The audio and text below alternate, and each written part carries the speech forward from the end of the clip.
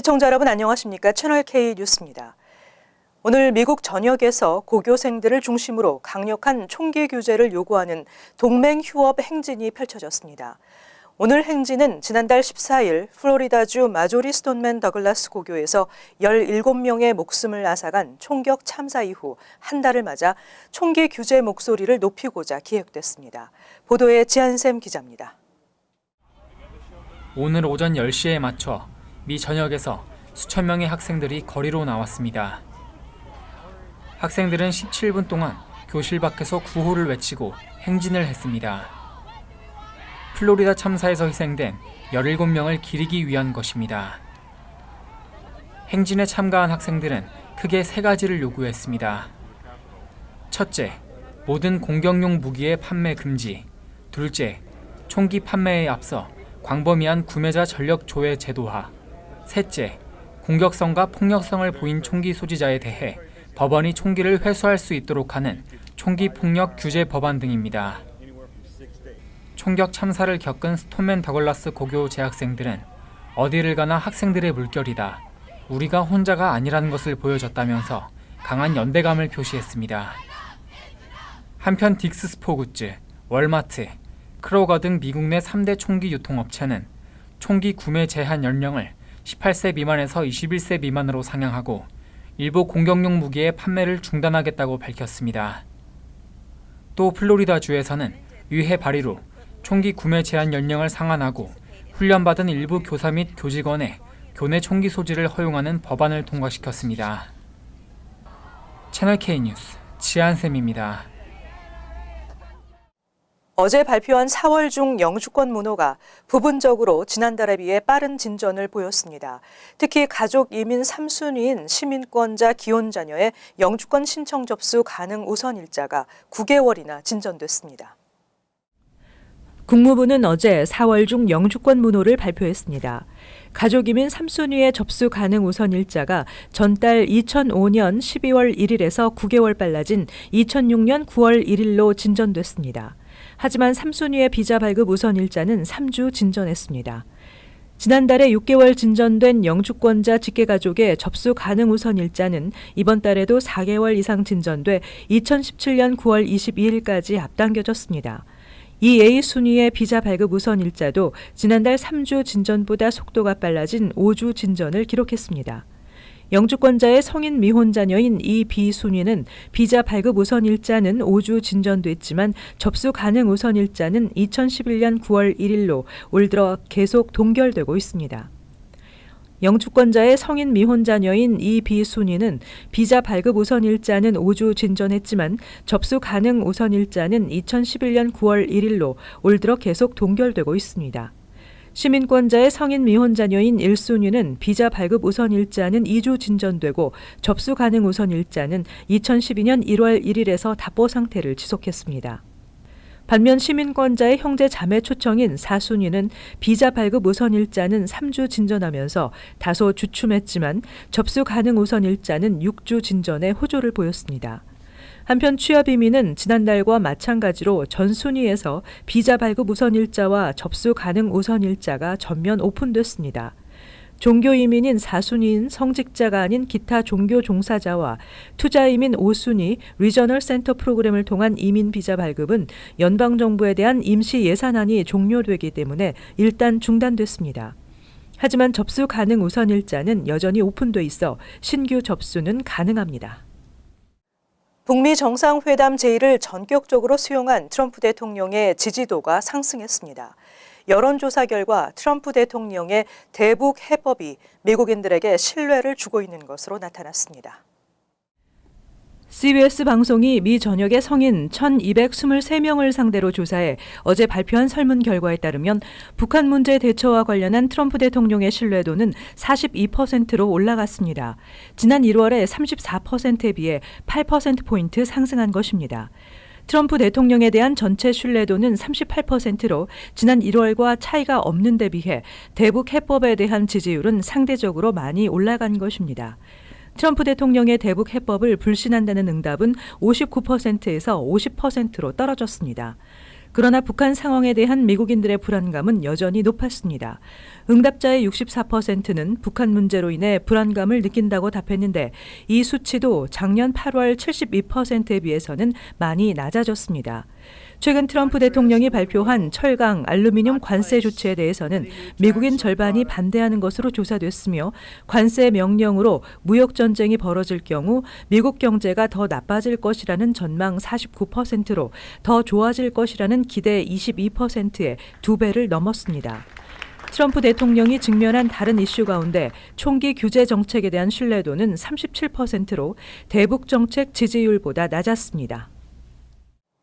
뉴저지주가 새 예산안을 발표했습니다. 예산안에는 단계적으로 시간당 최저임금을 15달러까지 인상하는 방안과 학교 지원 예산 확대를 위한 판매세와 소득세 인상, 마리화나 합법화 등이 포함됐습니다.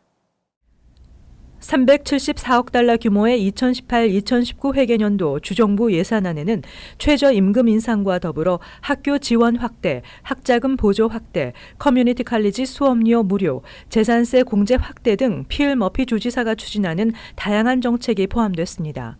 머피 주지사는 2018-2019 회계년도 내로 현재 8달러 60센트인 최저임금을 11달러로 인상할 것을 제안하면서 매년 단계적으로 올려 4년 안에 15달러까지 올릴 계획입니다. 또 각 지역 공립학교에 대한 주정부 지원금을 149억 달러로 확대하고 프리킨더가든 확대 예산 2,500만 달러, 커뮤니티 칼리지 수업료 면제와 주정부 대학 학자금 보조 수혜자 확대를 위한 예산이 포함됐습니다. 그 외에 경전철, 기차, 버스 등 대중교통 지원 예산을 2억 4,200만 달러 증액할 계획입니다.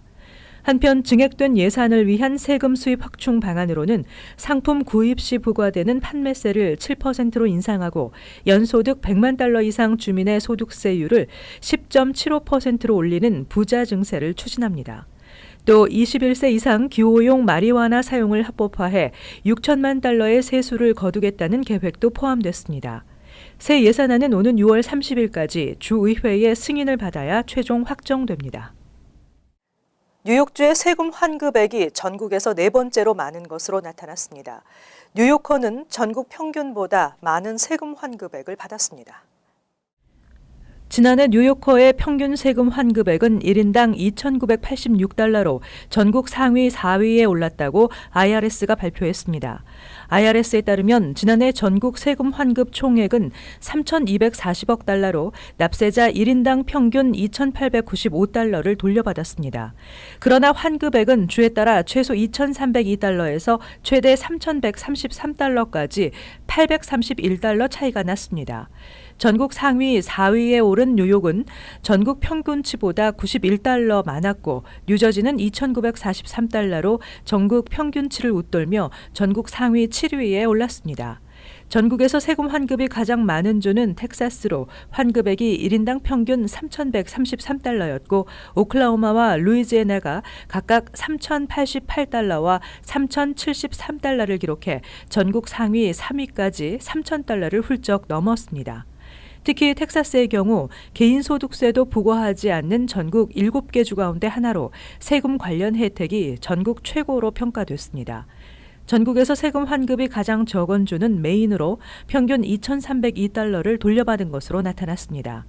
한편 플로리다주는 지난해 세금 환급이 평균 2,877달러로 전국 10위에, 캘리포니아주는 평균 2,811달러로 전국 13위에 각각 이름을 올렸습니다.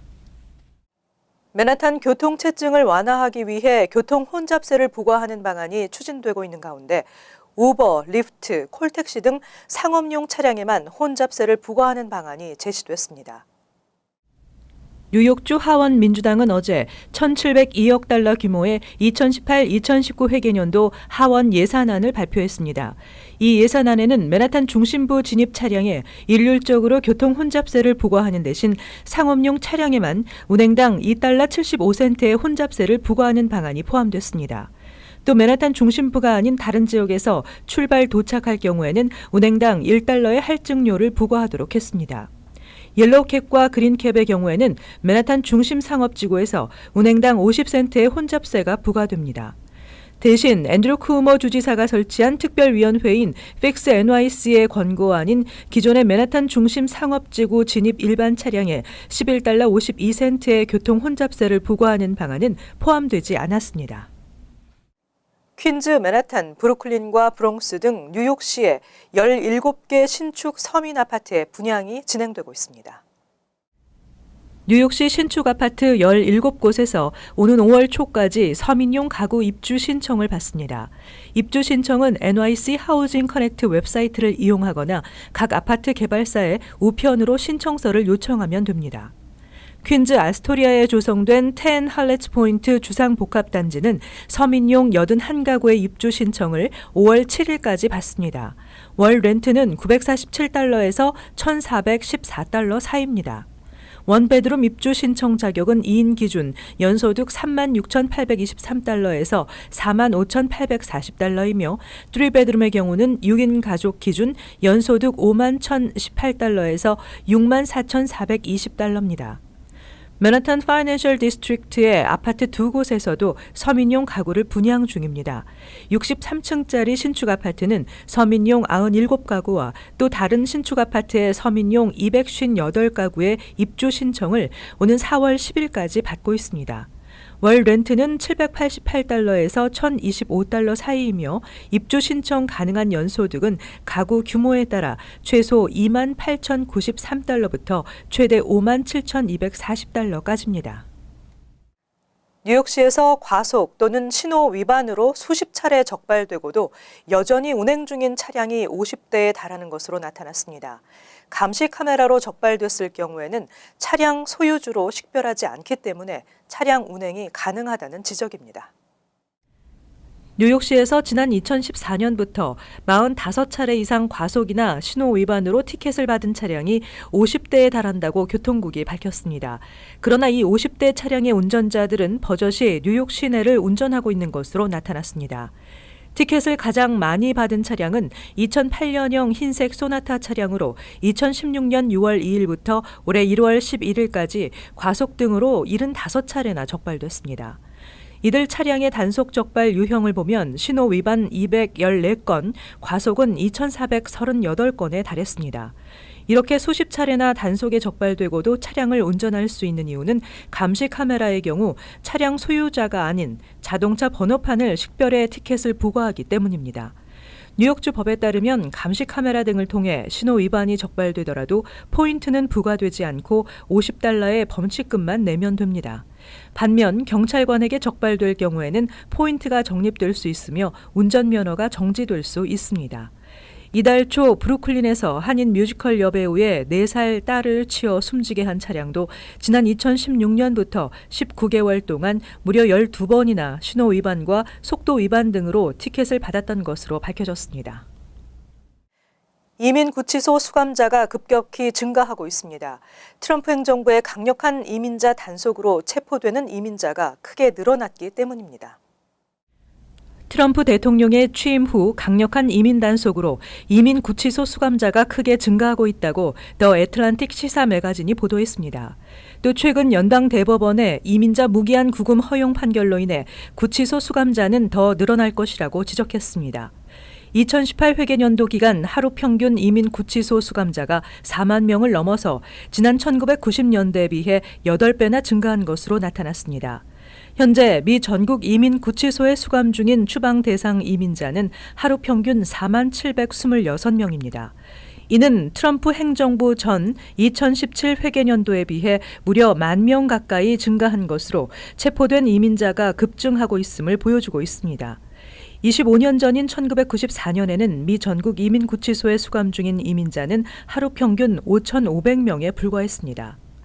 IC는 이민 단속으로 체포되는 이민자가 늘면서 추방 대상 이민자를 수감한 구치소 수용 규모를 하루 평균 51,379명까지 확대할 계획을 세우고 있는 것으로 알려졌습니다.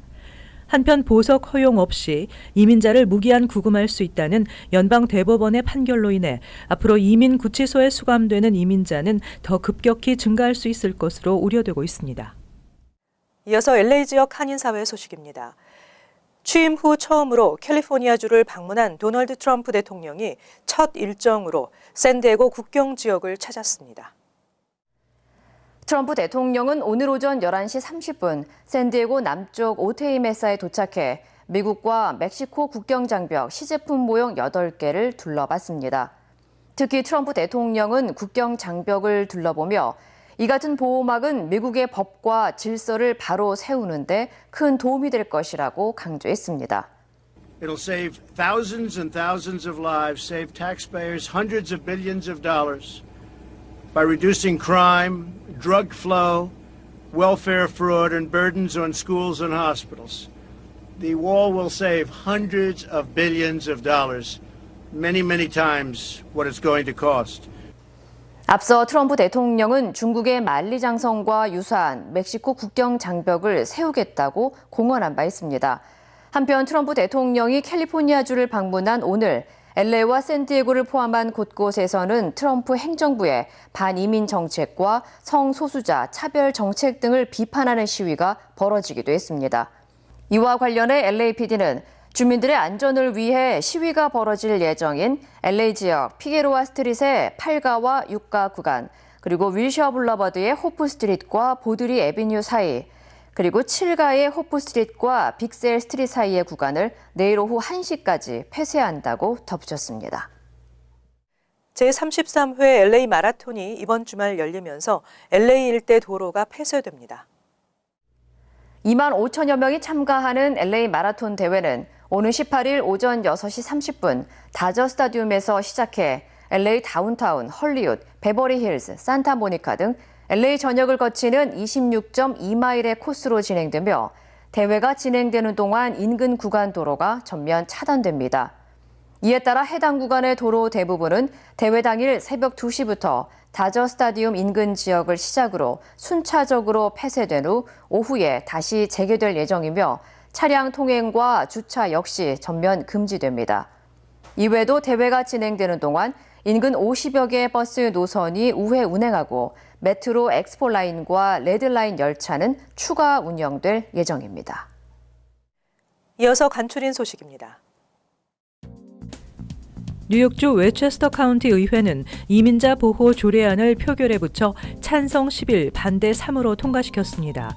조례는 카운티 정부와 연방 이민 당국 간 정보 공유를 제한하고 일부 특별한 경우를 제외하고는 정부 직원이 시민들에게 체류 신분을 묻는 것을 금지하는 내용을 골자로 하고 있습니다. 뉴저지 주 하원 교육위원회에서는 주 전역의 모든 초중고교와 대학의 총격 등 위급한 상황을 신속히 알릴 수 있는 비상 버튼 설치를 의무화하는 내용의 법안을 통과시켰습니다. 이 비상 버튼을 누르게 되면 인근 법 집행기관으로 신속히 긴급 상황을 알리는 메시지가 전달됩니다. 법안은 또 건물 외부에 긴급 상황임을 알리는 비상등 설치도 의무화했습니다. 뉴저지 트랜짓은 세인트 패트릭스 데이 주말을 맞아 17일과 18일 이틀 동안 모든 열차와 버스에 음료와 주류 등의 반입을 전면 금지한다고 밝혔습니다.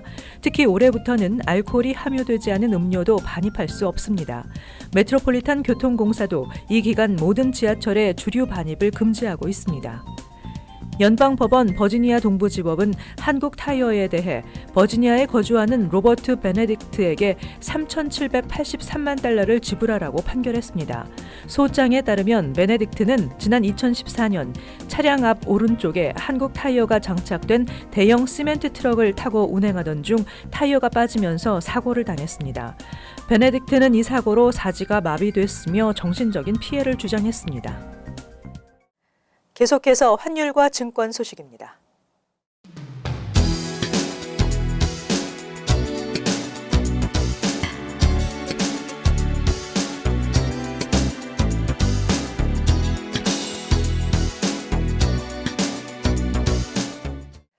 끝으로 날씨 전해드립니다. 목요일은 대체로 맑겠습니다. 낮 최고 기온은 45도, 섭씨 영상 7도, 밤 최저 기온은 29도, 섭씨 영하 2도. 금요일은 대체로 맑겠으나 기온이 좀 더 떨어져 춥겠습니다. 토요일은 맑은 날씨 예상됩니다. 이상으로 채널K 뉴스를 마칩니다. 시청해주신 여러분 고맙습니다.